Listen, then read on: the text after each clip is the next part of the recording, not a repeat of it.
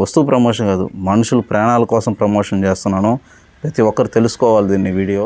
Hi friends, ఎలా ఉన్నారు? Welcome to Telugu civil vlogs. ఇప్పుడు మీకు బహుశా మీకు తెలిసి ఉండొచ్చు, కానీ ఖచ్చితంగా ప్రతి ఒక్కరికి అవేర్నెస్ కోసం అయితే నేను ఈ వీడియో అయితే చేస్తున్నాను. మనిషి ఎంతో సంపాదిస్తాడు, ఎన్నెన్నో తెలుసుకుంటాడు, అలాగే ఎన్నో తయారు చేస్తాడు.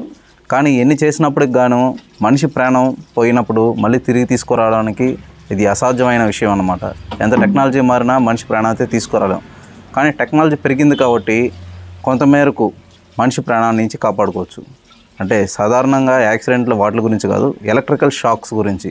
ఈ ఎలక్ట్రికల్ షాక్స్ మనం ఎలా ప్రొటెక్ట్ చేసుకోవచ్చు, అలాగే మనం ఎంతవరకు జాగ్రత్తగా వీటి పట్ల ఉండాలనే విషయం అయితే మీకు ఈరోజు క్లియర్గా ఎక్స్ప్లెయిన్ అయితే చేసి చూపిస్తాను. వీడియో లాస్ట్ వరకు చూడండి. కుదిరితే మీకు కుటుంబ సభ్యులకు ఎవరికైనా సరే ఈ వీడియో షేర్ చేస్తే వాళ్ళు తెలుసుకుంటారు. కొంతమేరకు మనుషులు కాపాడిన వాళ్ళకైతే మీరు సహాయం చేసిన వాళ్ళు అవుతారు. మొట్టమొదటిగా మనం తెలుసుకుంటే మనకి మరణాలు అన్నీ ఉన్నాయా అనుకోవచ్చు. ఒక 2013లో దాదాపు మన ఇండియా వైజ్గా మనకి దాదాపు 18,000 మంది అయితే చనిపోయారనమాట. ఓన్లీ మనకి హోమ్ పర్పస్ ఎలక్ట్రికల్ షాక్స్, బయట సంగతి కాకుండా బయట ప్రమాద శాతం చాలా జరుగుతుంటాయి లైన్ మ్యాన్లకు. కానీ ఇట్లా హోమ్ పర్పస్గానే మనకి అంత ప్రమాదం మనకి ఏముంటుంది అనుకుంటే మనం తెలుసుకోవాల్సింది ఫేస్ ఆర్ న్యూట్రల్. మనం ఈ ఫేస్ ఆర్ న్యూట్రల్ గురించి మనం తెలుసుకున్నప్పుడు మనకు కట్ అయినప్పుడు ఫేస్ నుంచి రిటర్న్ సప్లైస్ కూడా ఉంటాయి. వాటి గురించి నీకు క్లియర్గా తర్వాత ఎక్స్ప్లెయిన్ చేస్తాను. ముందు మనం షాక్స్ మన ఇంట్లో అందరూ గ్రేజర్స్ పెట్టుకోలేకపోవచ్చు. కొంతమంది బకెట్ హీటర్స్ వాడుతుంటారు. ఇప్పుడు మా ఇంట్లో కూడా బకెట్ హీటర్ అయితే ఉంది. మనం అసలుకి బకెట్ హీటర్ ఎందుకు అంత ప్రమాదం అంటే దాంట్లో ఉన్న ఇండక్షన్ రాడ్స్ ఉంటాయి, దాంట్లో ఫిలమెంట్స్ ఉంటాయి అన్నమాట. ఆ రింగ్స్ ఉంటాయి, ఆ రింగ్లో ఫిలమెంట్ ఉంటుంది. అది హీట్ అవుతుంది. కొన్ని లోకల్ క్వాలిటీ ఏంటంటే త్వరగా అది షార్టేజ్ అయ్యి దాంట్లో నుంచి సప్లై అయితే డైరెక్ట్గా వచ్చేస్తుంటుంది. కొన్ని కంపెనీస్ అయితే ఉన్నాయి, మనకి కొన్ని మంచి కంపెనీలు ఉన్నాయి, క్రాంప్టన్ లాంటి వాటిలో కూడా మనకి ఎలక్ట్రికల్ షాక్ ప్రూఫ్ అంటారు. కానీ ఎంత షాక్ ప్రూఫ్ అయినప్పుడు కానీ దాంట్లో డైరెక్ట్గా అయితే చేయి పెట్టే ప్రమాదం అని అయితే ఎప్పుడు మనం చేయకూడదు, చాలా ప్రమాదం. అలాగే గ్రేజర్స్ కూడా కొన్ని సందర్భాల్లో మీరు గమనించే ఉంటారు, ట్యాప్స్ వాడండి బాడీస్ కన్నిటికి కూడా ఎలక్ట్రికల్ అయితే కరెంట్ అయితే వచ్చేస్తుంటుంది. దానివల్ల మనకి ప్రమాద శాతం చాలా వరకు చనిపోయి ఉంటారు మనుషులు. ఇప్పుడు నీకు చాలా చిన్నపిల్లలు తెలియక బకెట్లో చేయబెట్టేస్తుంటారు. కొత్త జంట కొంతమంది పెళ్ళిళ్ళు చేసుకుని కొత్త వాళ్ళు కూడా చనిపోయిన వాళ్ళు కూడా అన్నీ చూసిన తర్వాత అసలుకి దీని గురించి కనీసం ప్రతి ఒక్కరికి తెలియాలనే ఇంటెన్షన్తో వీడియో అయితే చేస్తున్నాను. మీరు ముఖ్యంగా గుర్తుపెట్టుకోవాలి, ఈ వీడియోని లాస్ట్ వరకు చూసి మీకు అర్థం చేసుకోండి. మీ సలహాలు ఏమైనా ఉంటే కామెంట్ రూపంలో అయితే ఇవ్వండి. కొత్త వాళ్ళు అయితే మన వాళ్ళు కూడా తెలుసుకుంటారు. ఓకే ఫ్రెండ్స్, ఇప్పుడు మనం బకెట్ హీటర్స్ వాడేటప్పుడు ముఖ్యంగా మనం గుర్తుపెట్టుకోవాల్సిన విషయం ఏంటంటే, హీటర్స్ మనం వాడేటప్పుడు ముఖ్యంగా ముందు గ్రౌండ్ దాన్ని టచ్ అవ్వకుండా దానికి సపరేట్గా ఒక ప్లేస్మెంట్ మనం ప్లాస్టిక్ బల్ల లాంటిది, అంటే స్టూల్ లాంటిది వీడియోలో చూపిస్తున్నట్టు అలాంటిది అయితే సెలెక్ట్ చేసుకోండి. దాని మీద ప్లాస్టిక్ బకెట్ అయితే యూస్ చేయండి. అలాగే మనకి ఏదైతే రాడ్ ఉంటుందో ఆ రాడ్ని మనం బకెట్ నేరుగా దింపకుండా సైడ్లో పెడితే బకెట్ కాలిపోయే ప్రమాదం అయితే ఉంది. అందుకోసం మధ్యలో ఒక స్టిక్ అయితే పెట్టండి, పీవీసీ పైప్ కానీ ఏదో ఒక స్టిక్ అయితే పెట్టి దాని మీద అయితే మనం సెట్ చేసుకున్న దానివల్ల హీట్ అనేది సెంటర్లో హీట్ అవుతుంది, మిగతాది సమానంగా అయితే స్ప్రెడ్ అవుతుంది అన్నమాట. మీకు అర్థమవుతుంది అనుకుంటున్నాను. మనం ఇప్పుడు జాగ్రత్తలు ఎలా చేసుకోవాలనేది మాత్రం తెలుసుకున్నాం. ఇప్పుడు దాని నుంచి మనం ఎలా ప్రొటెక్ట్ చేసుకోవాలనే దాని గురించి చెప్తాను. ఇప్పుడు మీకు ఎగ్జాంపుల్ మీకు చూపిస్తాను. ఫర్ సపోజ్ ఇది మనం బకెట్ హీటర్స్ మనం వాడేటప్పుడు మనం ఖచ్చితంగా అయితే మనం 16 amps సాకెట్ ఆర్ స్విచ్ అయితే యూస్ చేయాలి కంపల్సరీ.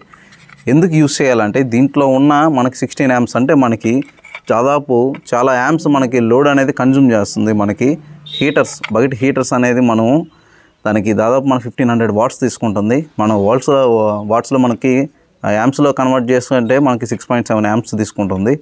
కానీ మనం దానికి 16 amps అయితే వేస్తాం. ఎందుకంటే దాంట్లో నుంచి మనం లోడ్ అనేది తీసుకోవడం వల్ల మనకి హీట్ మెల్ట్ అవుతుంది. దీంట్లో ఉన్న గుణం ఈ ప్లాస్టిక్ ఇది అంటే ఎప్పుడు కూడా వైర్ కాలిపోదు, గుర్తుపెట్టుకోండి. వైర్ లోపల కాపర్ హీట్ అయిన దానివల్ల వైర్ ప్లాస్టిక్ కాబట్టి పీవీసీ కోటింగ్ కాబట్టి అది మెల్ట్ అయి కరిగిపోవాల్సింది హీటు. అందుకని మనకి ఖచ్చితంగా 2.5 స్క్వేర్ అయితే మనమైతే లాక్కోవాల్సి ఉంటుంది. అలాగే మనం ఈ గ్రేజర్స్ అయితే వాడేవాళ్ళు అయితే స్టోరేజ్ కెపాసిటీని బట్టి 4 స్క్వేర్ లాక్కున్న అయితే పర్వాలేదు. ఎందుకంటే మనకి 2.5 అనేది మోస్ట్లీ సరిపోతుంది. అందుకన్నా మీరు స్టోరేజ్ పెంచుకోవాలనుకున్నప్పుడు 4 స్క్వేర్ అయితే వాడుకోండి. ఇంకా స్టోరేజ్ కావాలనుకుంటే మన వాట్స్ని అయితే క్యాలిక్యులేషన్ చేసుకుని 6 స్క్వేర్ వాడుకున్నా కూడా పర్వాలేదు. ఎందుకంటే ఇక్కడ మెయిన్ మనం తెలుసుకోవాల్సిన వైరింగ్లో ఏంటంటే వైర్ అనేది ఓపెన్గా ఉన్నప్పుడు వోల్టేజ్ ఎంత ఉంటుందో అలాగే కన్సల్ట్గా లాగినప్పుడు లోపల హీట్ ప్రొడ్యూస్ చేస్తుంది. బయట ఓపెన్ కన్నా లోపల అయితే మనం ఎప్పుడు కూడా మనకి ఏసీకి కూడా మనకి వోల్టేజ్ మనకి 2.5 స్క్వేర్ అయితే మనకి మెయింటైన్ చేయగలుగుతుంది. మనకి ఫస్ట్ స్టార్టింగ్ కరెంటు తర్వాత రన్నింగ్ కరెంట్లో మనకి వోల్టేజ్ అయితే చాలా వరకు తేడా ఉంటుంది. ఏసీ వాటిలో కూడా మనం 4 స్క్వేర్ ఎందుకు ప్రిఫర్ చేస్తామంటే లాంగ్ టర్మ్లో బాగుండాలి. అంతేకాకుండా లోడ్ అనేది మనం సిల్క్ 2.5 వాడేమనుకోండి రన్నింగ్ అవుతుంది, కానీ అది హీట్ ప్రొడ్యూస్ చేస్తుంది. అదే 4 స్క్వేర్ వాడేమనుకో దాంట్లో ఉన్న మనకి 4000 వాట్స్ అయితే మనకైతే మేనేజ్ చేయగలుగుతుంది. మనకి ఏసీ తీసుకునే 3500 3000 ఇప్పుడు వచ్చే ఇన్వర్టర్ మోడల్స్లో చాలా అయితే తక్కువగానే తీసుకుంటున్నాయి. ఇప్పుడు మనం టాపిక్లో గ్రేజర్లోకి వెళ్ళిపోదాం. ఇప్పుడు గ్రేజర్స్లో మనం ఖచ్చితంగా అయితే 16 amps సాకెట్ అలాగే స్విచ్ అయితే మనం మెయింటైన్ చేసుకోవాలి. ఒక్కోసారి ఈ స్విచ్ హీట్ అయిపోతుంది. బెటర్ మీరు ఇలాంటి అయితే ఖచ్చితంగా యూస్ చేయండి. మనకి ఈ ట్రిప్ ఇన్ టాప్ అయితే ఉంది చూసారా, దీన్ని బాగా గమనించారా?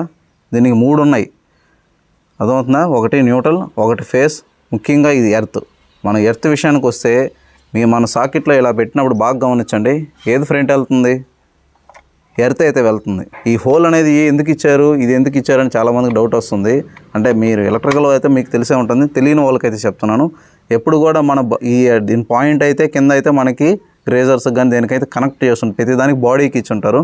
దేనికైనా కానీ మనం బాడీకి అయితే మైక్రోవేవ్ అన్నిటికి కూడా మనకి బాడీకి అయితే ఇచ్చుంటారు దీన్ని సప్లై. మనం ఎప్పుడైతే మనం దీన్ని పెడతామో ఒకవేళ అది ప్రాబ్లంలో ఉంటే దీని ద్వారా మనకి మనం ఎర్తింగ్ ఇస్తాం అనమాట, గ్రౌండ్ ఎర్త్. దీని నుంచి మనకి దాంట్లో ఉన్న ప్రాబ్లాన్ని ఈ స్పేస్ నుంచి వెళ్ళే ప్రాబ్లం దాంట్లోకి వెళ్ళినప్పుడు అది మన బాడీకి రాకుండా, మనం వాడే వస్తువులు బాడీకి రాకుండా దాని నుంచి వెళ్ళిపోతుంది అనమాట. దానికి కొంతమేరకు మనం తాకినా సరే మనకైతే షాక్ కొట్టదు. ఇంకొకటి ఏంటంటే గ్రౌండ్ ఎర్తింగ్ అనేది ఏదో వేయాలని రాడ్ దింపితే సరిపోదు, కింద దానికి ప్రాపర్ వేలో మనం అయితే వేసుకోవాలి. ఇప్పుడు కొంతమంది గమనించాను, కొత్త రాడ్ అయితే వేసేస్తుంటారు, అది కరెక్ట్ కాదు. కనీసం అది మనం ఎలా వర్క్ చేయాలంటే ఇంటికి న్యూట్రల్ మనం తీసేసిన దానికి వర్క్ అయితే చేయాలి. అంటే మళ్ళీ ఇల్లు అంతా మొత్తం మనం హ్యాండిల్ చేయలేము. కాకపోతే కనీసం ఒక 100 వాట్స్ ఒక 60 వాట్స్ బల్బ్ వేసి మనం ఫేస్ వైర్ మనం కనెక్ట్ చేసి ఎర్తింగ్లో మనం పెడితే కింద మనం గ్రౌండ్ ఎర్త్ మనం వేసి ఉంటాం కదా, ఎర్తింగ్ పైపు, దాన్ని కనెక్ట్ చేస్తే కనీసం ఆ లైట్ వెలగాలి. అంత ఎర్త్ మనకి అది న్యూట్రల్ అయితే మనకి అందియాలి. అప్పుడే మనకి ఈ షాక్ ప్రూఫ్స్ అనేది మనకి మేనేజ్ చేస్తుంది. రెండోది మనం ఇది వాడినప్పుడు కానీ పిఆర్సిడి అని ఒకటి ఉంటుందన్నమాట. మనకి ఎంసీబీ ఎలాగో పిఆర్సిడి ఎలా ఉంటుంది, దాన్ని అయితే యూస్ చేసుకోండి. ఎందుకంటే అది మనకి తక్కువ ప్రైజు, ఇప్పుడు 900 అలా వస్తుంది. సరే మేము అది ఓన్లీ ఒక ప్రోడక్ట్ మాత్రమే పనికోసం పిఆర్సిడి అనేది దీనికి పెట్టుకోవాలి. దానిపైన ఈ ప్లగ్ టాప్ పైన పెట్టుకోవాలి. ఒకవేళ సప్లై దాంట్లోకి వచ్చింది అనుకోండి నీళ్ళల్లోకి, పొరపాటుగా ఎవరు చిన్నపిల్లలు పెద్దవాళ్ళు ఈ చెన్నలో చేయబెట్టినప్పుడు వితిన్ మనకి మిల్లీ-సెకండ్స్ 40 మిల్లీ-సెకండ్స్లో మనకి అది ట్రిప్ అవడానికి ఛాన్సెస్ అయితే ఉంటాయన్నమాట. అప్పుడు సప్లై వెంటనే ఆపేస్తుంది. గ్రౌండ్కి అయితే ఎప్పుడైతే మనకి బాడీ నుంచి సప్లై గ్రౌండ్ టచ్ అవుతుందో అప్పుడు వెంటనే ఆపేస్తుంది. దీనివల్ల షాక్ కొట్టదా అంటే కొడుతుంది, కానీ మనిషి ప్రాణం పోయేంత కాదు, మనిషి కింద పడేంత కాదు. మనిషి కల మేలుకునే లోపలికి షాక్ అనేది నా బాడీకి టచ్ అయ్యింది అనే తెలుసుకునే లోపలికి మనకి ఇదైతే అబ్జర్వ్ చేసుకుని ట్రిప్ అవుతుంది అనమాట. వీటిలో ఇంకా ఆర్సీసీబీ కూడా ఉంటుంది, సేమ్ ఇలాంటిది అది కూడా. కాకపోతే అది ఇల్లు మొత్తాన్ని కూడా స్టాప్ చేయగలుగుతుంది. మనకి ఆర్సీసీబీ సింగిల్ పోల్ ఉంటుంది, డబుల్ పోల్ ఉంటుంది, 3 పోల్ ఉంటుంది, 4 పోల్ ఉంటుంది. వాటిని కూడా మీరు పర్చేస్ చేసి వాటి గురించి తెలుసుకొని మీ దగ్గర ఎలక్ట్రికల్ వాళ్ళని నాలెడ్జ్తో అయితే వాడుకొని ఉపయోగించుకోవడం చాలా వరకు ఉత్తమం అమ్మ. నేను ఈ వీడియో ఎంతమంది చూస్తున్నారో నాకు తెలియదు, కానీ చూస్తారో తెలియదు, కానీ దీన్ని తెలుసుకొని కనీసం కొంతమంది అయిన ప్రాణాలు కాపాడుకుంటాం. నేను ఫస్ట్ వీడియో స్టార్టింగ్లో చెప్పాను, మనిషి ఎన్ని సంపాదించగలుగుతాడు, ఎన్నో తెలుసుకోగలుగుతాడు, ఎన్నో చేయగలుగుతాడు, కానీ మనిషి ప్రాణాలు అయితే తీసుకురాలేడు. మన కోసం ఇలాంటి వస్తువులు తయారు చేసుకున్నాం, వీటిని ఉపయోగించుకొని అయితే వాడుకోండి. నేను కుదిరితే నా సొంత డబ్బులతో అయినా సరే నేను ఆర్సీసీబీ కొని మీకు అది ఎలా ట్రిప్ అవుతుంది దాని గురించి అయితే ఖచ్చితంగా అయితే నేను భవిష్యత్తు చేసి చూపిస్తాను మీకు. ఇప్పుడు ఇది చూసారా, మీకు ఎంతవరకు అర్థమైంది అనుకుంటున్నాను. ఎర్తింగ్ ఎలా వాడుకోవాలి ఏంటనేది. నేను ప్లాస్టిక్ బకెట్ నేను ఇందాక ప్రిఫర్ చేశాను, కానీ బెటర్ మీరు ఇవన్నీ వాడుకున్నప్పుడు, ఏది ఎర్తింగ్ కరెక్ట్గా ఉన్నప్పుడు, అలాగే పిఆర్సిడి కానీ ఆర్సీసీబీ కానీ వాడుకునేటప్పుడు మీరు అల్యూమినియం బకెట్ మాత్రం వాడుకోండి. ఎందుకంటే ప్లాస్టిక్ మైక్రో పార్టికల్స్ ఆ హీట్ వల్ల మొత్తం మెల్ట్ అయ్యి ఆ వాటర్లోకి వచ్చేస్తుంది. ఆ వాటర్ మనం పోసుకున్నామంటే ఏమవుతుందో మీకే తెలుసు, అందరికీ తెలుసు, అన్ని రోగాలు అయితే వస్తాయి. అందుకోసం అల్యూమినియం ఆర్ స్టీల్ అయితే దేంతో రియాక్ట్ అవ్వదు, హాట్ వాటర్తో కూడా రియాక్ట్ అవుతుంది.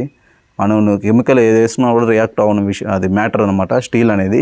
కాకపోతే ఇవన్నీ వాడకుండా కానీ దాన్ని వాడారంటే అది మామూలుగా కొట్ట షాక్ అది. అందుకోసం మీకు చెప్తున్నాను, ఇవన్నీ వాడుకొని ప్రాపర్గా ఉన్నప్పుడు మాత్రమే దాని జోలికైతే వెళ్ళండి. లేదంటే బకెట్ హీటర్స్ వాడుకోండి. మీది బాడీ ఇల్లు అయినా సరే ఎర్తింగ్ కంపల్సరీ అయితే మీరే సొంతంగా అయితే చేయించుకోండి, ఇల్లుగల వాళ్ళకి సంబంధం లేకుండా. అప్పుడు పిఆర్సీడీ లాంటిది పెట్టుకోండి. ఆర్సీసీబీ మీకు కుదరకపోవచ్చు, పిఆర్సీడీ పెట్టుకోండి.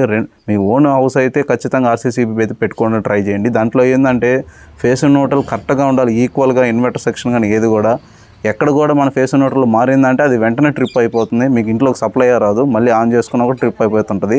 ఒకటి ఆ ప్రాబ్లం అయితే మీరు సాల్వ్ చేయాలి, లేకపోతే దీన్నైనా చేయాలి.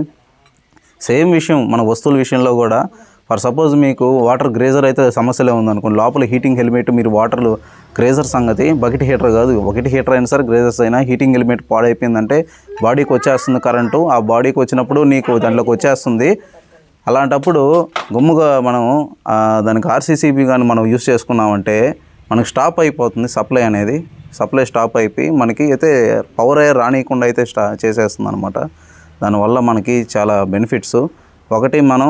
ఒకటి పాడైన వస్తువునైనా రీప్లేస్ చేసుకోవాలి, అప్పుడు మాత్రం ఆర్సీసీబీ అయితే వర్క్ అవుతుంది. ఇది మాత్రం గుర్తుపెట్టుకొని అయితే దాన్ని బిగించుకునేదాన్ని ట్రై చేయండి.